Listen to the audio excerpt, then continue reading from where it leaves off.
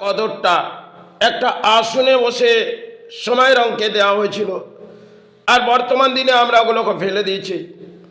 আজকে মাতা পিতা ভাবে যদি আমার সন্তানকে স্কুল মাস্টার টেবিল চেয়ারে বসে পড়ায়, আর দিল্লি বোর্ডের মতন বড় বড় স্কুলে যদি আমার সন্তানকে পড়াতে পারি, তাহলে অধিক শিক্ষা আমার সন্তান লাভ করে দেবে। তাই সবাই অঙ্কের যারা এই আসনগুলোয় বসিয়ে শিক্ষা অর্জন করে দিয়েছিলেন, সেটা সমাজ ফেলে দিয়েছে। আর সমাজ থেকে বহু কিছু ফেলে দেওয়া হয়েছে। যেটা আমরা যে ভোজন করতাম, কখনো একটি কাঠের পিঁড়ে, আবার কখনো একটি আসন রাখা থাকতেন। আজকে আমরা ডাইনিং টেবিল যেটা ঘরের মধ্যে প্রবেশ করে রেখেছি, কারণ তাতে অন্ন খাবো, আর তাতে অন্ন খেলে আমার দাম্পত্য জীবনটা আরো সুখের হবে। এটা একটা খেলা, এবং হাতের মধ্যে যদি ফোন না থাকে, তাহলে আমার দাম্পত্য জীবন সুখের হবে না।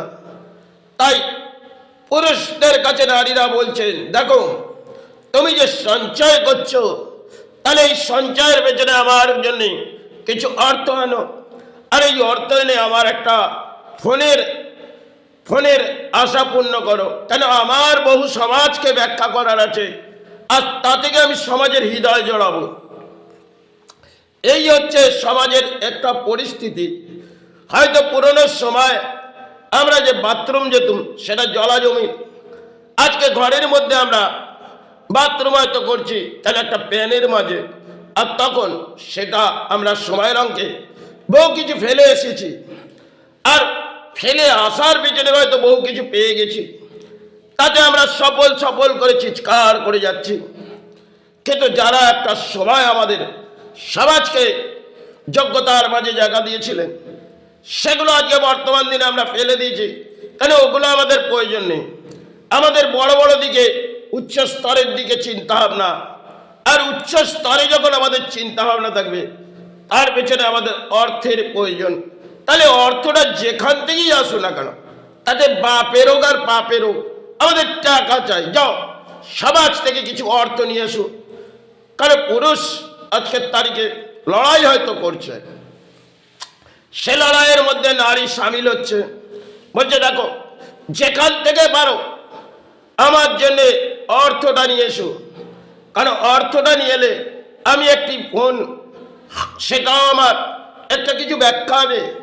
আর সন্তানদের দিল্লি বোর্ডে বড় বড় স্কুলে আমরা একটা সেক্টরে পড়াবো, আর একটা অট্টালিকা উচ্চ স্তরে। দেখো, কারণ নিচু স্তরে আমাদের জায়গা আর ভালো লাগছে না, কারণ আমরা ওপর স্তরে উড়ে যেতে চাই। যে ওপরে একটা পাখি পক্ষী ঘুরতেন, এখন তো তারা আর ঘোরে না, তাই আমরাই ঘুরবো। এটা সমাজের অঙ্কের পরিস্থিতি।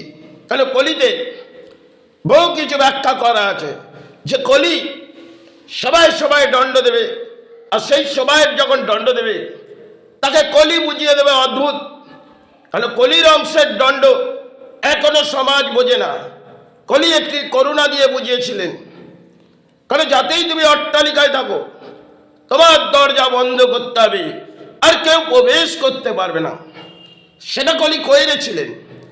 আর তার আগে একটি সময় হয়তো একটা বিমারি এসেছিলেন, সেটা রাজার আমলে। যাই হোক, সে সময় যখন এসেছিলেন, সে সময় এক ভয়ঙ্কর দিন কেটেছিলেন। কারণ সময় অঙ্কে যেগুলো কেটেছেন, সেটা সময়ের পরিস্থিতি ছিল, আর করোনাকাল একটি পরিস্থিতি আমাদের দেখিয়ে দিয়ে গেছে। তাই সেটা দেখে আমরা ভুলে গেছি। কারণ এক হাতের মধ্যে হয়তো ফোনটি আছে, আর ফোনটির মধ্যেও একটা জাম যেন চলে আসছে, যেটা বিজ্ঞানসম্মতভাবে আমাদের বুঝিয়েছিলেন। একটি ঘরে যদি প্লাস্টিক নিয়ে আসা হয়, তাতেও জাম আসবে। আর ঘরে যে ফ্রিজটি রেখেছি, আজকে এসির মাঝে ছাড়া আমাদের মনে হয় নিদ্রা আসবে না। বর্তমান যা সময় এসে গেছে, ঘরে ঘরে দেখবেন একটা এসি চাই। কেন? এই পাখার আর গাছের হাওয়া তো আমরা আজকে সরে গেছে। কেন? বহু অট্টালিকা গড়ে গেছে, আর আমরা উচ্চ স্তরে উঠে গেছি।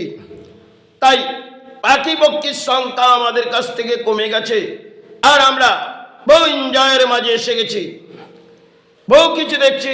আজকে বর্তমান দিনে সেবার মাঝে দান, আদি মাতৃর চরণে দান।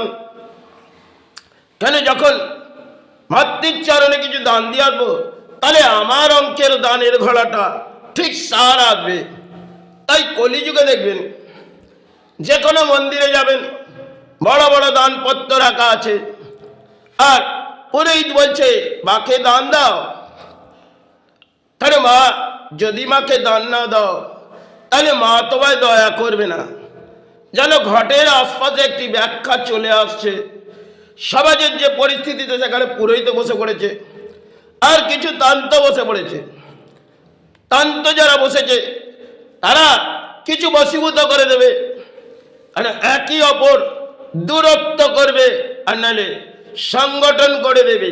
এই তন্ত্রগুলো যেটা একটি কালা হয়েছে, বর্তমান সময় তন্ত্রের বহু কিছু কালা বেরিয়েছে, আর সমাজে এই কালাটা নিয়ে সমাজের মানুষ উৎপাত হয়ে পড়েছে। একটা সময় কিছু তন্ত্র যে কালাগুলো ছিল সেগুলো হয়তো সে সময় যোগ্যতা দেওয়া হয়নি, কারণ তারা অপকর্মের কাজ করতেন। আজকে দেখবেন তন্ত্রের বহু কিছু কাজ যেগুলো তারা ব্যাখ্যা করে, আমি তোমার কর্মের কাজ করে দেব। কিন্তু যদি একটি বশীভূত করে সমাজকে কিছু জাগিয়ে দেওয়া যায়, তাহলে তো সমাজ জেগে পড়বে। এই বর্তমান দিনের সময় যেখানে বশীভূত, আর শ্মশানে যাব, একটি হোমযজ্ঞ করব, কিছু অর্থ দেবে, কারণ পাত্রাত্রী নামের একটি যজ্ঞ চালাবো। কিছু তন্ত্র চলে গেল তারাপীঠে, সেখানে গিয়ে বললেন মা আমি তোর সেবায় এসেছি, কিছু সমাজ থেকে অর্থ নিয়ে এসেছি, একটি বড় যজ্ঞের আবির্ভাব করবো, মা এখানে জেগে পড়। আরে এখানে জেগে পড়, আর সমাজ থেকে তো আমি অর্থ নিয়ে এসেছি, তাই কিছু অর্থ এই স্থানে ব্যয় করব একটা হোম করে। তাই মা তুই জেগে পড়। তাহলে এক একটা সতীপীঠ সেগুলো সবাই অঙ্কে আমাদের ধর্মশাস্ত্রে কিছু বুঝিয়ে গেলেন। বহু তান্ত্রিক যখন এসেছিলেন তারা সাধনা করেছিলেন সেটা সবাই, আর বহু সাধক এসেছিলেন। এক একটা সাধক তারা মা মা করে চিৎকার করেছিলেন, আর এই সমাজ থেকে ভিক্ষা নেয়নি। আজকে কিছু তান্ত কিছু কালা করে সমাজকে বুঝিয়ে বড় বড় ভিক্ষা নিচ্ছে। কেন দান দাও, আমি মায়ের স্থানে যাব, যেভাবে 4টি শিষ্য সন্তান গড়ে নিচ্ছে, আমাকে কিছু দান দাও। আর আজকের তারিখে দেখবি তান্তর কিছু ডিগ্রি বেরিয়ে গেছে, যে ডিগ্রিগুলো আজকে বর্তমান দিনে সরকার দিয়ে ফেলেছে। তাহলে যদি তোমার ডিগ্রিটা হাসিল হয়, তাহলে তান্তই তুমি হাসিল হয়ে গেল, কিন্তু ডিগ্রি তো তোমার কর্মের সাথে যাবে না, তোমার সাথে যাবে ধর্ম। তাই ধর্মের আগে পালন করার আগে আগে যে ডিগ্রিটা নিয়ে নিলেন, তাই এই ডিগ্রিটা কি উচ্চ স্তরে এখানে গেল, আর সেই পথে কি গেল, সে পথে যাবার আশা করে এসেছেন, যেতে হবে মনুষ্য জন্মে। আর কিছু তান্তর কালা করে হয়তো সেই পথে যাওয়া যাবে। কারণ আজকে বর্তমান দিনে তান্তরা বহু চিৎকার করে, আর কিছু জ্যোতিষ বসে পড়েছে। কারণ জ্যোতিষ পরের সুখ দেখে, তার নিজের জীবনের সুখ ভোগ সে জানে না। একটা সময় জ্যোতিষ শাস্ত্রে বলা হয়েছিল সে পরসুখ যে দেখে জ্যোতিষ সুখী হয় না। এটা সময় অঙ্কের ব্যাখ্যা জ্যোতিষ শাস্ত্রে। জ্যোতিষ পরের হাত দিকে সুখ ভোগ করে, তাই জ্যোতিষ সুখী হয় না তারা বলেছিলেন। সেটা আজকের তারিখে জ্যোতিষ দেখবেন বহু কিছু যেন সমাজের টিকুজি দেখছে, আর সমাজের সাহারা করে দিচ্ছে। কিছু একটি পাথর ধারণ করে দেব, আর পাথরটার মধ্যে এমন একটি জাম নিয়ে আসবো যাতে সমাজের কল্যাণ হবে। হ্যাঁ, অ্যাস্ট্রোলজিতে বহু কিছু রাখা আছে। আমি হয়তো অ্যাস্ট্রোলজি সম্বন্ধে জানি না, তাতে বিজ্ঞানসম্মত যেটা গ্রহণ করে অ্যাস্ট্রোলজি, এবং এই অ্যাস্ট্রোলজির মধ্যে বহু কিছু কাহিনী আছে, সেগুলো আজকে দেখবেন বর্তমান সময় ফেলে দিয়ে জ্যোতিষ কিছু কালা করছে, তন্তর কালা। আবার কিছু জ্যোতিষ বসে পড়ছে একটু হাত দেখি সমাজের, এই হাতটা দেখে 4টি পাথর এনে দেবো, কারণ সেই পাথরটা থেকে একবার সঞ্চয় হবে।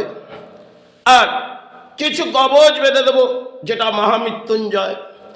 একটি যজ্ঞ কাউকে দিয়ে করিয়ে নেব, আর মহামৃত্যুঞ্জয় কবচ বেঁধে দেবো। সেই কবচে মনে হয় তার প্রাণে আঘাত লাগবে। এই সবাই অঙ্কে জ্যোতিষগুলো যা করছে, আর কিছু তান্ত করছে।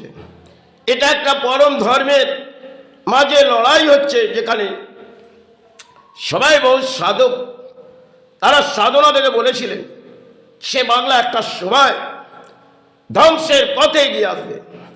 আজ হয়তো সেই পথটাই চলে আসছে।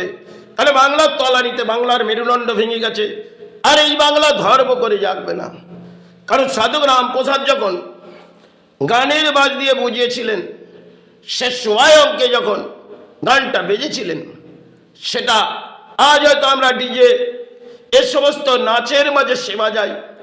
সবাই সাধকের গানগুলো কিছু সবাই বেজেছিলেন, সে তো সাধনার জগতে আমাদের বুঝিয়ে দিয়ে গেলেন। সে কতটা দারিদ্রতার দুঃখের মাঝে সাধনা করেছিলেন, সেটা মা মা করে চিৎকার করে দারিদ্রতা কাটিয়েছিলেন। সে দারিদ্রতা সমাজে কাটাতে পারানো আর মনে হয় যাবে না। তবে সাধক যখন বাংলায় এসেছিলেন, একটা রাজাদের যুগ ছিলেন, তবুও সাধক টলেনি।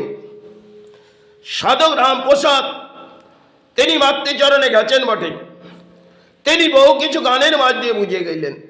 আজ সমাজকে বোঝানোর কোনো জায়গা নেই। তাহলে সমাজ এখন কিছু বুঝেছে রাজনীতি, আর কিছু বুঝেছে ধর্মের নীতি। এটা সমাজের অঙ্কের কলির খেলা। তাই কলি আমাদের কিছু দণ্ড দিয়ে বুঝিয়েছে। যাই হোক, এই অদ্ভুত ইতিহাস হয়তো বহু কিছু আছে। জয় গুরু, জয় মাই।